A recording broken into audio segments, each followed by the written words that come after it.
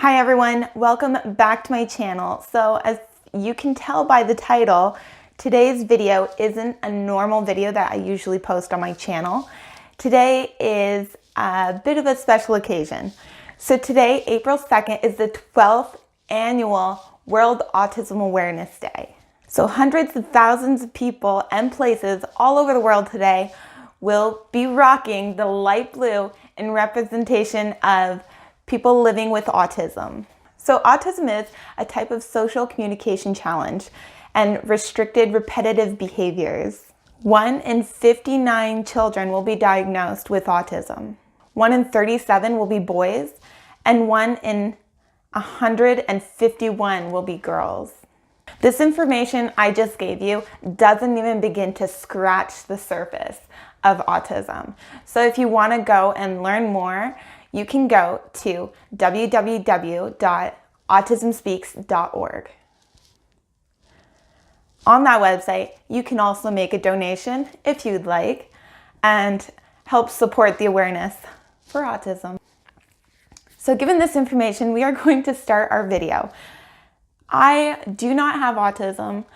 My children have not been diagnosed with it, nor are they showing any symptoms. So for that, I am completely and utterly thankful and blessed, and I couldn't be more appreciative for that. However, there is cases in our family. My nephew, as you guys have seen in previous videos, vlogs, and my cousin also lives with autism. So my sister has invited me into her home to share with you guys the struggles that she has and how she deals with her child with additional needs. Hello. This is so creepy. So creepy. This is my house after March break. It's kind of a disaster. How many kids do you have? I have 2 kids. Cameron is 14 and he's about 6 feet tall and on the autism spectrum. He has huge anxieties and sensory processing disorder, which causes a lot of chaos a lot of times. Is our calendar.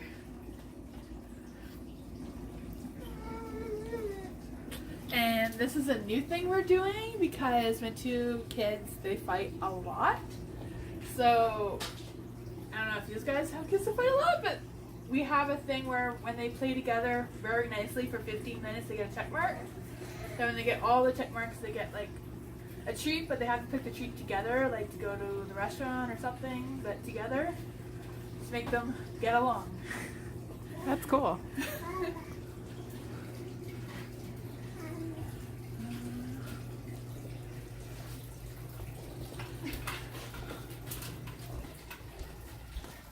Follow over. These are our guinea pigs, and they smell horrible, and I hate them. But when the kids are having a really bad day or anxiety, they'll just pick one up and cuddle it, and it really helps.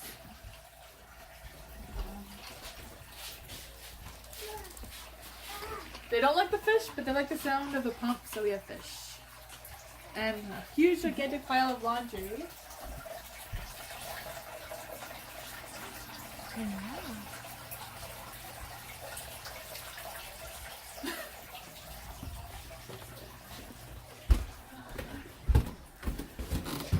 Oh, messy house.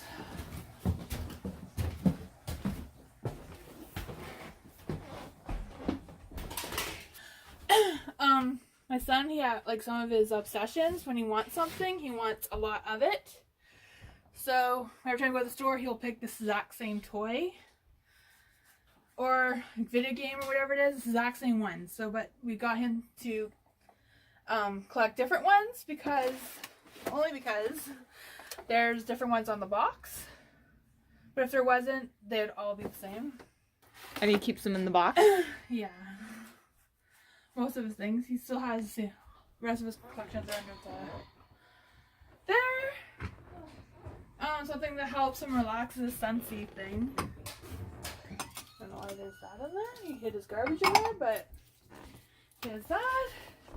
He watches YouTube's videos. Are these anything? Oh, yeah. Every month in February, I did this thing because, like, they were fighting a whole bunch. That's before we started the thing. So I wrote little messages to them every single day from February 1st till Valentine's Day. And, yeah, I might add more hearts because they seem to really like that. It's cute. Oh, did you see the... When he gets dressed in the morning, he follows his schedule. Not really the sock and shoes, so he goes downstairs, but then it just reminds him he needs to do it, and he normally does it by himself. When he goes to school, not really on weekends, but he sometimes skips the underwear, but... This is his shower schedule that he follows to get dressed at night, like to get undressed, turn the water on. He follows all of it, except now that he's 6 feet tall. I cannot help him wash his hair because he still needs help with that. So we got a seat so he can sit and I can wash his hair. For the bathroom, he has a hard time aiming, so we have like a urinal thing so he can pee in there instead of all over the floor. He'll still try to pee like a man, but... And this is to brush his teeth. To remind him how to do it, and he has to follow all the steps. If he misses a step, he'll have to redo the whole thing. That's part of the autism thing. Yeah.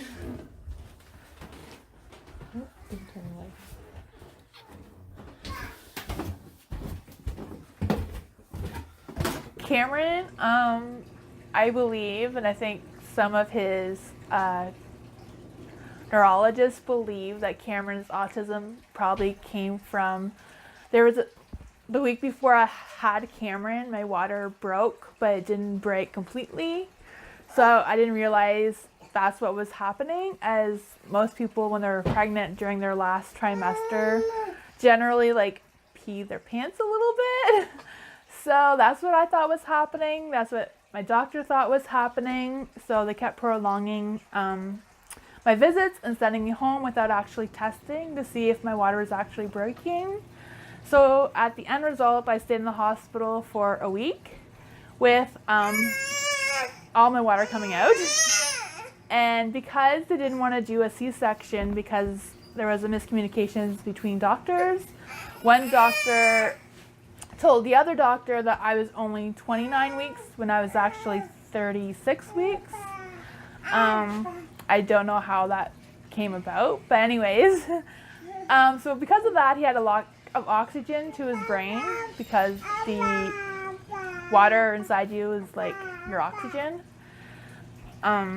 So because of that, he got diagnosed with nonverbal autism when he was about 3-4 years old, because he still wasn't talking beyond baby babbling words. Like he would say mama and dada and stuff, but not like a 3-year-old would just say like 2 or 3 words at a time.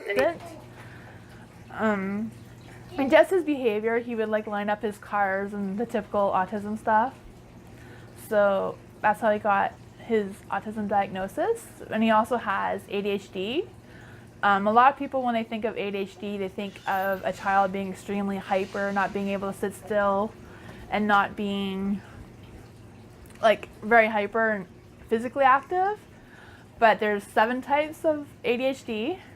Cameron has ADHD type 3 combined type, which means he is not physically hyper at all. His mind constantly races.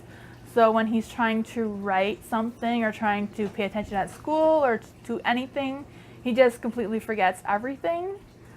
So sometimes it makes learning for him very difficult because when you're talking to him, like halfway through a sentence, he'll just forget what you said. Long way from being nonverbal to now he does talk. He doesn't talk as well as a 14-year-old should, but he does talk enough so that we understand him and he has the conversation. He doesn't really do the echolalia like the way it is, but he will repeat a lot of things that he's heard on TV. Kind of similar, but not quite the same. So this is our binder. We take a binder to like every appointment, because when you go there and you start talking, they're like, well, when was that? And you can't remember everything. So I put it all in the binder, so if they have any questions, they can just rip out a page. And like, the only bad part about that is that when you leave the appointment, they sometimes don't put things back in the right order. But like, we have all of the things, like this whole package right here is all about his birth and about the thing I talked about before, about the lack of oxygen to his brain and everything. That's all what this report is. This one at the back is a list of his diagnosis. And this, we did a whole thing of allergy test. He's not exactly allergic to these foods, but for this one, I think this one was the dairy. He's not allergic. No, this one's peanuts. He's not allergic to peanuts, but if he eats peanuts, he'll break out in eczema really bad. So we try not to give him too much peanuts. And then we have another one like that. It's dairy. And same with the dairy. He's not allergic to dairy. It kind of looks the same as this one. But if he eats it, he's like extremely constipated and he's just really sick from it. We're not sure why. It's kind of like a lactose, but not really. I don't know. Just keep everything in here, and at the end we have his report cards. They like to keep track of everything. So actually, a lot of doctors appreciate having the binder. Not just doctors, but when I go to the school meetings, they like to have the binder too, because then it helps them get, like if Cameron needs something at school, with all this information at hand at an appointment, it's faster for them to just photocopy what they need and then get him what he needs. Like if he needs like a new tablet or whatever for school, like for resources, or if he's having a bad week, they could get an extra EA in the classroom or something. My other daughter, if you'd like to see it, she has not been diagnosed with autism per se. She does have some of the other things. She is 10. She has, like, we put everything in here. Like, this is my doctor's note why I can't work, because I'm home with my 2 kids with special needs. I have like her birth certificate and everything in here. And she was diagnosed with auditory processing disorder. This was her whole evaluation, which is not free. I know there's a lot of talk about how Canada has a lot of resources and healthcare that is free, but for special needs kids, a lot of it is not free. This cost $700 just for this one evaluation,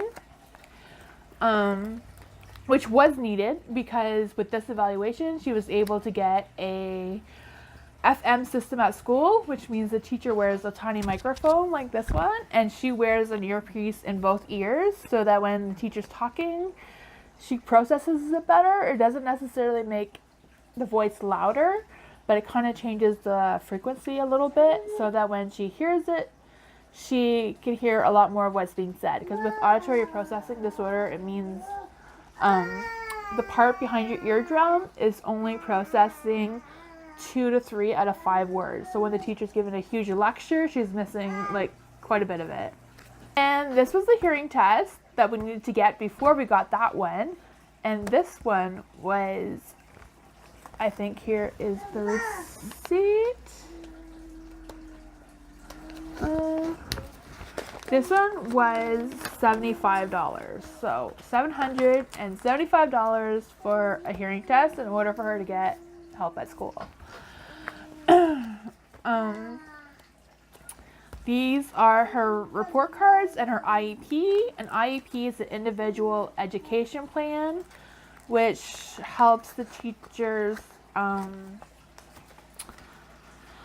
like figure out how to help her better at school. Like she'll learn better if she doesn't sit close to the door or the window because that's distracting. She has some speech delays because of her hearing. She also did really bad at school and had a low evaluation in grade 2 because, again, she couldn't hear properly. So that put her like far back behind in schoolwork. This is why we needed to have the hearing test done. And this is another psychological assessment to see if she meets the autism spectrum. It says she doesn't have autism, but she's like at the verge of not having it, but having it kind of thing. I'm a single mom with 2 kids, which is hard because they both have additional needs, I like to call it. I like to call it special needs because like they're not special. Nobody's special, really.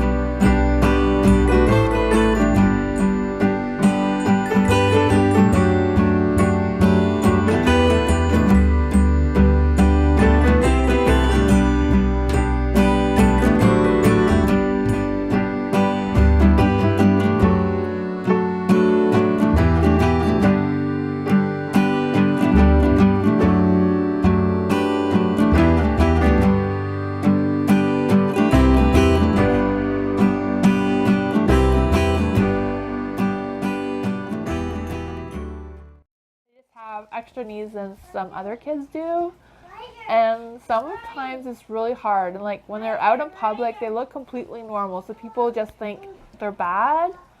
They're not really bad. It's just they have a hard time saying, you know what, I'm tired of being here, I want to go home. So sometimes that will result in like behaviors, and like even at home there's some days that are really good where they're really helpful and they will help clean and they will be good, but most of the time they just want me to be with them all the time. They don't want me to do dishes, they don't want me to do laundry, they just want me to be with them, or they'll have extreme anxiety for some reason. So my house is like always a mess because I'm with them all the time, and like I never get a break unless they're at school, which we just had March break, so it's a disaster. Cameron, because of his autism, he has meltdowns. I know a lot of people get confused between a meltdown and a tantrum. A tantrum is when they're not getting their way and they're trying to take control. A meltdown is when it's too much. The sensory is just too much. It's just too much going on or whatever they're thinking about. Sometimes just what crops in their mind happened like 3 weeks ago and I completely forgot about it, but all of a sudden it's in their mind and they just have to deal with it, and it can be bad. It could be throwing stuff, punching stuff, screaming, swearing, and then there's not really much you can do unless wait for it to be over and then try to figure out what triggered it. Yeah, there's a Avoiding triggers is what I'm learning. It's a huge process to learn to avoid triggers, but there's so many things that causes them to have triggers, and they both have different triggers. Like for Sarah, her major trigger is being unprepared to go somewhere, even if it's McDonald's. She loves McDonald's, but if she wasn't prepared that we're going, we just say, oh, we're going to McDonald's right now, it could result in a huge meltdown. Like, it's just not like she doesn't want to go or anything. It's just she wasn't prepared, and it's just too much. This is Kat. She lives with me. She's 19, almost 20. I'm so old. She has Asperger's and extreme anxiety, self-harm. She has OCD, and she has echolalia. Oh, and I have a lot of obsessions, like really bad. Echolalia is when you randomly make noises that express how you are when there's strangers in the house. She's really good at controlling them. But when it's just us, it's loud and noisy. But we love Kat. She's extremely high functioning. She goes to an adult school, but she's doing almost college work at school. Like it's what level of school are you at? It's not like it's like advanced, not like I'm university level, grade 12. right. So that's how high functioning she is, but she will not go out in public by herself. People are scary. She Act like me, like I'm the crazy one. Excuse you. She's starting to cook. She's good at cooking, except for meat. She won't touch meat. I can cook, just don't make me cook meat. It makes me like physically ill. It's a sensory processing thing that comes along with autism. What is it like to be autistic? Kat? I don't know. I don't think it's any different than just being a person. I don't know what it's like not being how I am, so it's kind of hard for me to be like, oh, well, it affects me this way because of this and this. It's just like I've dealt with it all my life, so I kind of just deal with it like it's a normal. So I wouldn't know what it'd be like if I was randomly someone else, I wouldn't be able to cope because I do things so much differently than other people do. So yeah. That's really good. Mine is But we like just started little. collecting information. Her mom didn't get her didn't really keep up with everything. I think it was just too busy. Yeah, she just. And also at that time, we weren't really diagnosing girls that much then. Even when Cameron was diagnosed with autism, it was kind of like they were, but they weren't at that time compared to now. So it wasn't like as much of a thing as it is now. So she's finally starting to get a caseworker and stuff now, which is helpful. So, how recently were you diagnosed? Dr. Khan, about 5 years ago? When I was living on Marlboro. Yeah, about 5 years ago. When I was in like. She got her official autism diagnosis of Asperger's. Yeah, she seems very sociable, but she is not really. I can hide it very well. Exactly. So a lot of people don't understand. Yeah, because on the outside, I'm just like, oh, let's have a conversation and everything. But then on the inside, I'm like, oh my God, they're talking to you. Why are they talking to you? What do they want from me? And it's like, they just want to ask what time it is. Like, it's normal. Like, you don't need to have a panic attack because they're asking you what time it is. So then how was like elementary school since you weren't like diagnosed with anything, right? It was, for the most part, I used to love going to school and everything was fine. And then I got to about grade 3 and then everything went downhill really fast. Like I couldn't pay attention. I couldn't do anything. And then eventually, because it was too hard for me just to sit there and like not move and pay attention and stuff, I kind of just stopped going in grade 4. And I've never been, like since then, I've never been good at attending school. Like I miss a lot of school, which is why I'm in a school where I can miss as much as I want. I just have my work at home with me, so I don't fail or anything. That's good. I don't know. Well, you take medication too I do. to control all this anxiety and Well, I have generalized anxiety, and then I have phobic, like unnaturally, like fear-based anxiety. Yeah. What do you want me to say? and your obsessions. Talk about your obsessions. Okay, so I have really bad obsessions. Like, if I don't, I'll use an example. A lot of my obsessions don't really make sense, and I don't know why I'm obsessed with them, but I just am. Like, I have an eraser collection. Emoji collection. I She have. doesn't like round tables. That's not an obsession. Who likes round tables? They're stupid. When she gets an idea, she has to do it. We can't talk about anything unless we're prepared to do it right away. Like if I say I might want to change the couch around to a different wall, It has to be like try it right away. Like drop everything and do it. It's not something we can talk about and do it tomorrow. No. We at least have to start preparing to do it. Like, if the living room's messy, we have to start, like, cleaning under the furniture. So that way when we move it, there's not garbage everywhere. We have to do something, like, make a floor plan. We have to do something, or my brain won't shut up, and then I won't shut up. It's the whole thing. I have, like, an eraser collection. It's, like, a tub this big is, like, filled with different erasers. Really? Yeah, I can show you. It's great. That would be great. Okay, Tammy, you want it? So we have to go downstairs in the basement on my wonky stairs that a nail sticks out of. Okay, so I guess my normalest one is like I have an emoji wall, and then I collect other emoji stuff. That's like a puzzle or whatever. And then I think my weirdest one, I have to move this to show you, is my eraser collection. Like, it's just a bunch of erasers. Like all of these are full. It's like really bad. But I need to collect them or my brain won't shut up about them.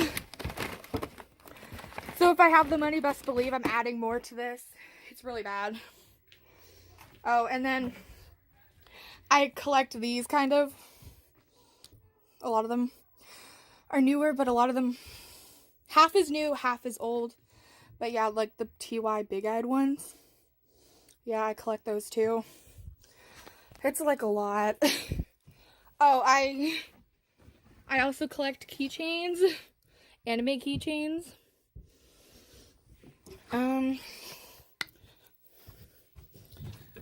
I also have like a lot of nail polish, even though I don't even wear nail polish in the first place. Then I collect Scentsy bars. Like here's one of the baskets. And here's the other basket. And then I have like 6 warmers and a whole bunch of other things like that. So yeah, that's my obsession. Now I gotta go back up the stairs.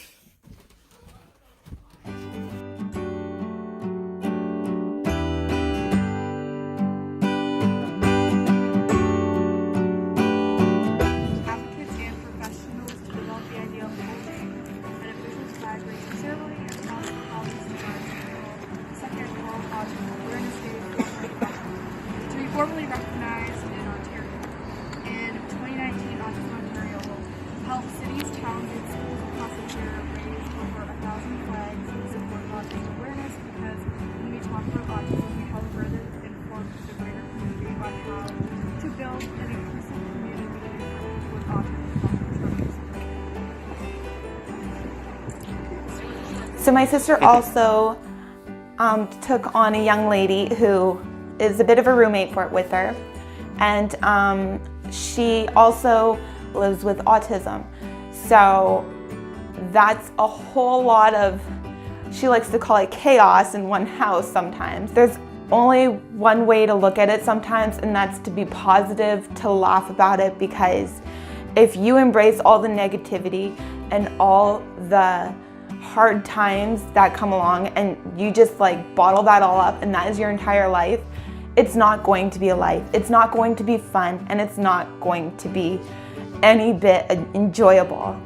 So that being said, she writes a blog. If you guys would like to check that out, I'll link that down below. It is very comical. It's really interesting to read. She really shows you a different perspective on how to live with children with additional needs. So as you can see in the clips I just shown, My sister is a single mom, and when I asked her what were the results of a full meltdown, what happens, and this is what she showed me.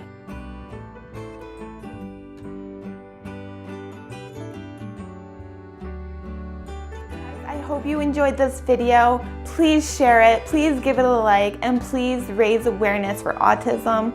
It would be greatly, greatly appreciated for everyone, all the parents, all the children, everyone who is living with autism. And go check out that website that I linked down below, and just inform yourself, inform others. That's really the best thing we can do right now. And like I said, if you'd like to make a donation, that is also an option on this webpage, and that is www.autismspeaks.org. Have a great day, everyone.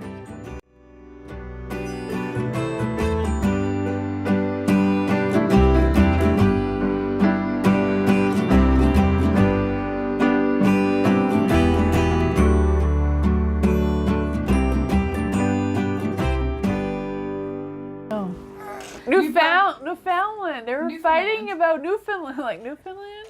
Newfoundland. Newfoundland. Yeah, they were fighting about how to pronounce Newfoundland. I guess one was saying Newfoundland, and one was saying something else, but they were both completely wrong. It was hilarious. It depends where you come from. But it was like a full-blown fight with like screaming and hitting and punching and stabbing and everything.